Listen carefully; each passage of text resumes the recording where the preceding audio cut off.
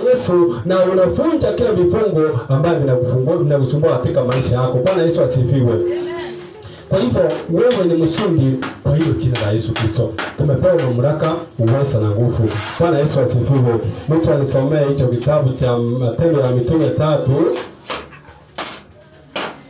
kuanzia ule mstari wa kwanza. Kuanzia mstari wa kwanza.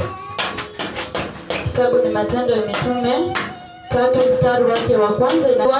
Alichukuliwa na kuwekwa kwenye lango la hekalu liitwalo Zuri kila siku ili aombe msaada kwa watu wanaoingia hekaluni. Huyu mtu alipowaona Petro na Yohana wakikaribia kuingia hekaluni, akawaomba wampe sadaka. Wakamkazia macho, kisha Petro akamwambia, "Tutazame sisi." Hivyo yule mtu akawatazama, akitazamia kupata kitu kutoka kwao. Ndipo Petro akamwambia, "Sina fedha wala dhahabu, lakini nilicho nacho ndicho nikupacho. Kwa jina la Yesu Kristo wa Nazareti, tembea." Petro akamshika yule mtu kwa mkono wa kuume akamuinua, mara nyayo zake na vifundo vya miguu yake vikapata nguvu. Amen. Amen. Bwana Yesu asifiwe. Amen. Tunaona ya kwamba huyu jamaa alikuwa amekaa hapa na alikuwa amesaliwa akiwa kiwete. Alikuwa amekaa pale kwa miaka mingi. Alikuwa ile shida ya miaka mingi. Au kuwa na tumaini katika maisha yake. Tumaini yake lilikuwa katika pesa. Wale watu wakipita pale wampe pesa ili apate kitu ya ukula. Lakini tunaona ya kwamba akina Petro wakati wamekuja mahali hapa, wamemwambia kwamba wao hawana fedha, hawana hiyo sadaka ambayo anahitaji, lakini watampea kitu kimoja ambaye ni bora, ambaye ni chini. Kwa jina la Yesu Kristo wa Nazareti, simama na uende. Bwana Yesu asifiwe. Bwana Yesu asifiwe. Yule mtu ambaye hakuwa na tumaini, tunaona ya kwamba alipona kwa kitu kimoja. Petro hakusema ya kwamba chukua haya mafuta uende ukapaka hiyo miguu yako kila siku mara moja moja. Bwana Yesu asifiwe.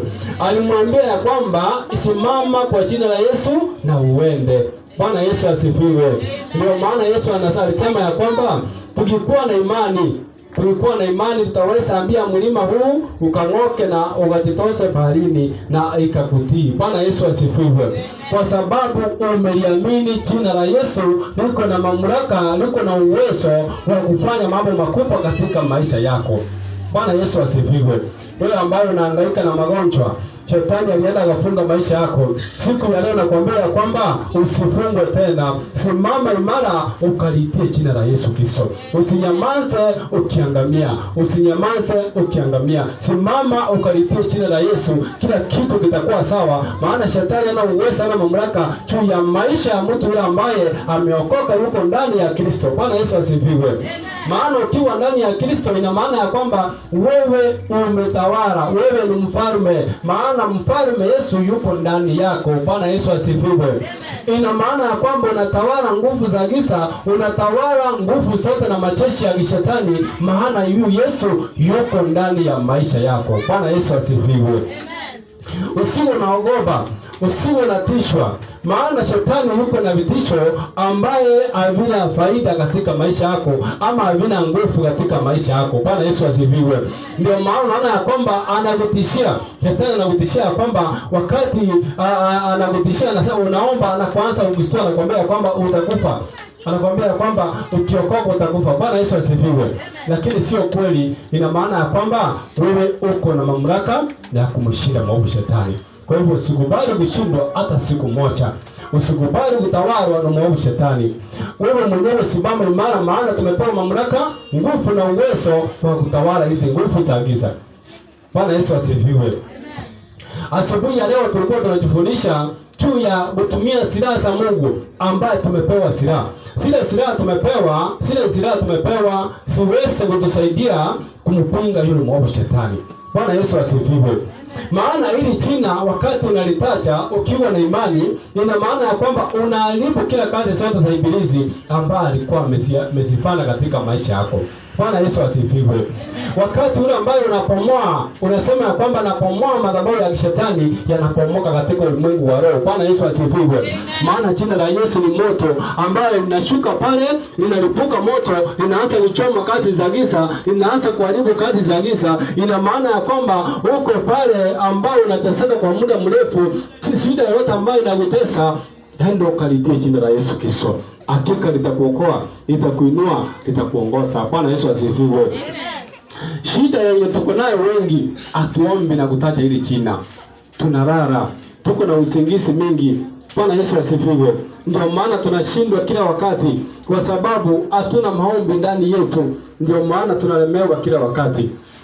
Jaribu kukuwa na maombi ndani yako. Jaribu kumuomba Mungu kila wakati. Bwana Yesu asifiwe. Amen. Kwa sababu nilimwambia kwamba usiku wa leo wakati nilikuwa naona ya kwamba wale watu ambaye wamesaa, yani shetani amesaa ingia katika maisha yao, amesaa wateka. Bwana Yesu asifiwe. Amen. Amesaa wateka, lakini wengine hawajafika mahali hapa siku ya leo. Bwana Yesu asifiwe. Amen. Ingawa wengine wamefika, lakini wengine hawajafika. Kwa hivyo hawa nilikuwa nawaona usiku wa leo ya kwamba wakati mwovu shetani alikuwa amewateka, anataka kuwachukua. Bwana Yesu asifiwe. Ili wasiche wakasikiliza hili neno. Wasiche wakasikiliza hili neno, kwa sababu shetani alikuwa anachua kwamba wasikiliza hili neno siku ya leo wataenda kumshinda. Lakini amewaweka nyumbani, hawajafika hapa siku ya leo. Bwana Yesu asifiwe.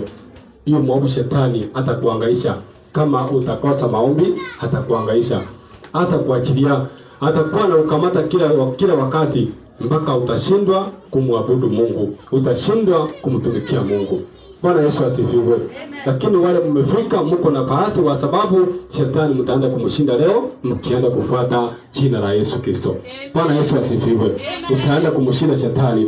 Maana hili neno ambalo tunalihubiri mahali hapa ni neno linakuongoza ili ukaingie mbinguni. Bwana Yesu asifiwe. Wale wengine ambao wataki kuingia, wao waache, watakuja kuona wakati mnafurahia pale. Watakuja kuangalia wana ya kwamba kumbe hao watu walikuwa na maanisha. Bwana Yesu asifiwe. Amen. Ndio watakuja kuona.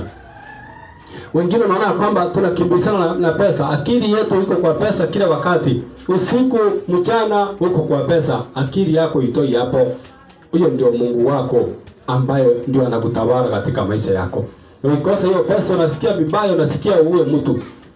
Bwana Yesu asifiwe. Kwa sababu Mungu wako ameshatolewa yuko. Lakini sisi ambao tunamwamini Mungu wa mbinguni, sisi hatuamini pesa, hatuamini chakula, hatuamini chochote, ile tunaliamini jina moja, jina la Yesu Kristo. Bwana Yesu asifiwe. Ndio tunaliamini, maana hili jina linakupigania na linakupea kila kitu ambayo unahitaji.